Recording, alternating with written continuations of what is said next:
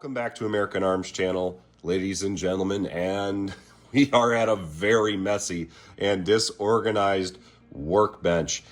Today, as you can tell from the title of the video, we're taking a look at making 5-round magazines for the purposes of hunting with an FAL or an FAL pattern magazine rifle. This is a metric pattern magazine, and no, this is not a factory 5-rounder. This is a cut down DS Arms polymer mag. And it has been perfectly reliable over, I think, 50 or 70 rounds now of full metal jacket, hollow points, soft points, and ballistic tip rounds. This has worked just fine. I've dropped it fully loaded. I've bumped it around. And as my prototype, it's worked great.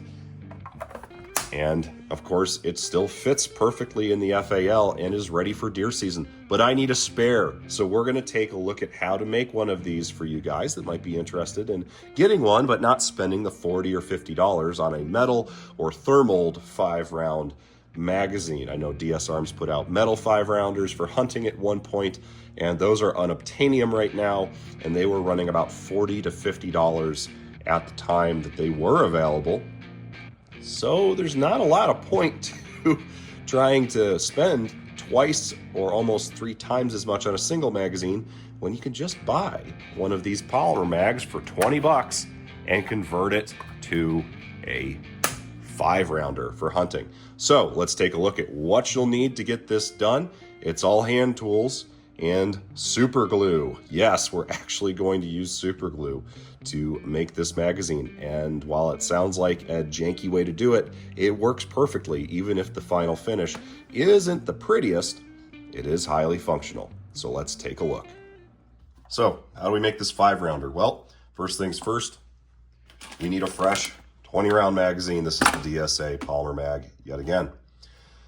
What do we need after that? Well, we need to be able to measure it off. I've got a pair of calipers here to help measure and score it.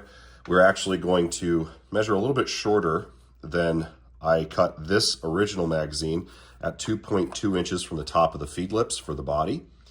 And then we are going to come down here, and you can see this cut is just barely above the floor plate at the tip and runs all the way across, and that is intentional, and we will give you measurements on that as we're performing it. But I'm going to cut it shorter than I did originally because that actually made a 6-round magazine.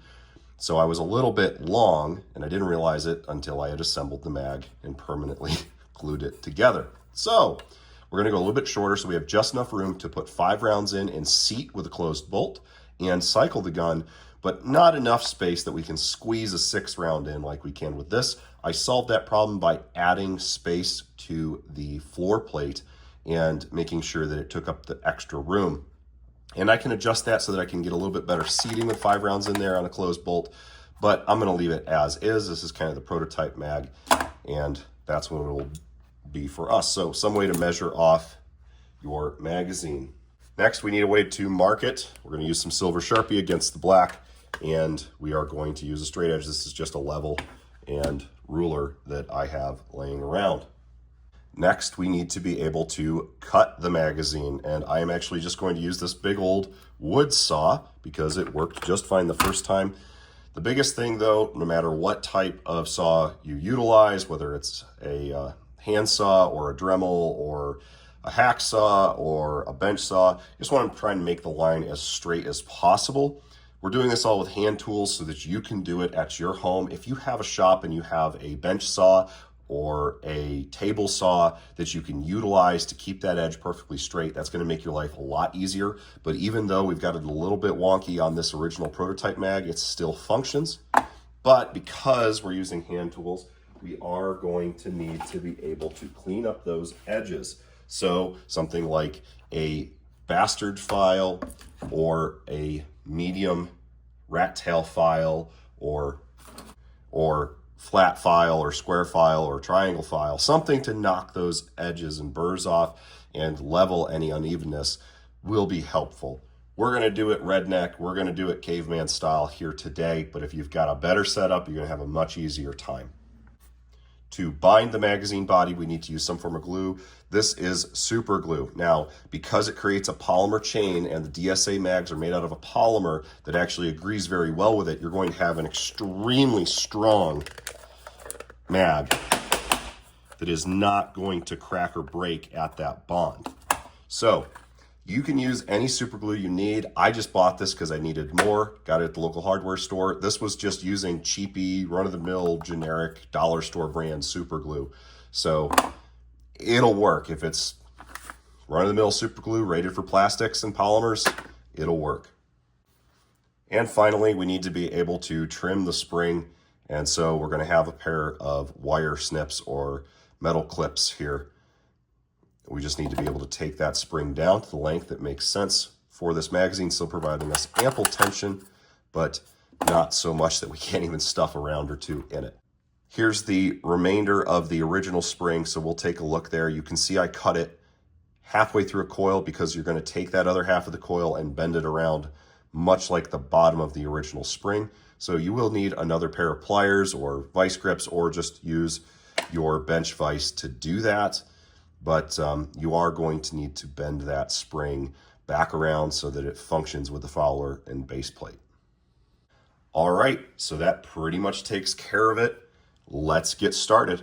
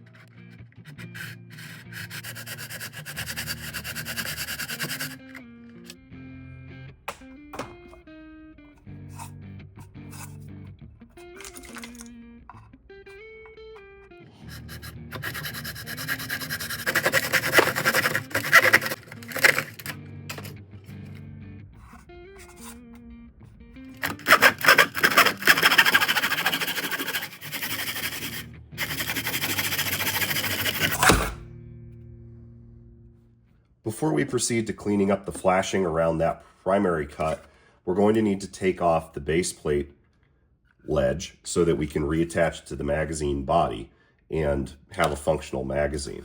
So at the front, we're going to need about 2.250 of an inch from the base here, right at the bottom.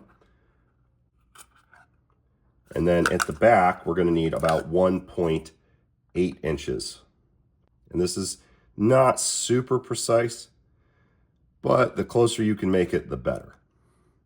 And yeah, you're hacking up a $20 magazine, but honestly, it's easier to do this and more cost effective than I want to spend $40 or $50 on getting a 5-rounder. And for the same price, I can have 2 or 3.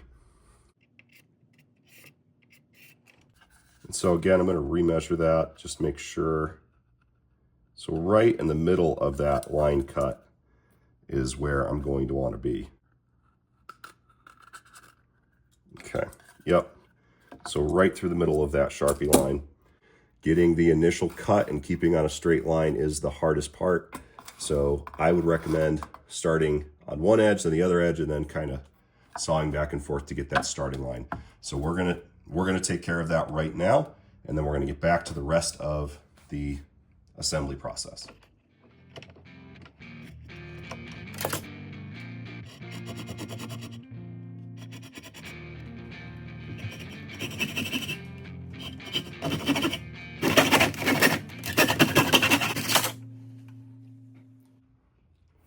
Well, now that we have our 2 pieces, we can see how good of a job we did in providing a straight cut. And it looks like overall we did a pretty decent job. We got some burrs and stuff we need to take off, but that's where the bastard file comes in, as well as the needle file.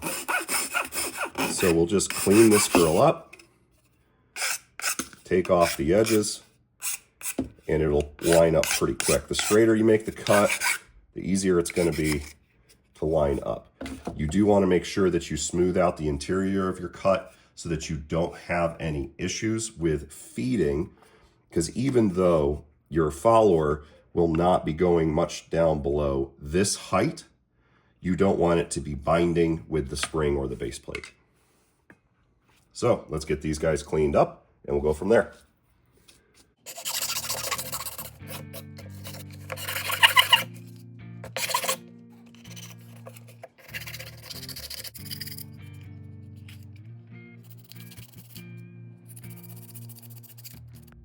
Before we start assembling the magazine by gluing some things together, I want to just make sure that that base plate still functions and that our floor plate drops in nicely. Nice tight fit. Everything's good to go there. Also want to make sure that there is no binding in the body with the follower. So it flows through perfectly fine there. Don't need to try the spring for anything. Now that we're all cleaned up, we just need to make sure that our edges are matching close enough. We want to make sure that we can get a good fit there. They're not perfect, but they are close enough that we can definitely get those guys glued together. Okay, so this is going to be relatively quick. And what we're going to do is we're going to put a few drops on the magazine body because it's easier to handle. We're going to get it lined up and we're going to move this into position very quickly and very precisely and get it held in place. It'll set up very quick. And then we're going to take and we're going to finish the seal by going around all of the cut lines and letting that fill and dry.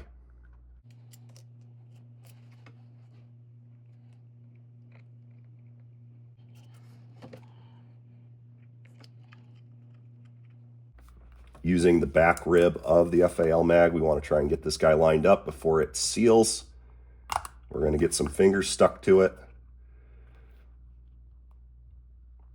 We're just going to hold that girl in place until it sticks. Make sure we put just enough on it to line everything up. We're going to give it just a second. And at this point, I can still break this off. So I'm going to make sure the follower drops right down through. And it does. So now we can put more glue on it and use our vise to compress it or just press it by hand. So I'm going to start filling the gap here.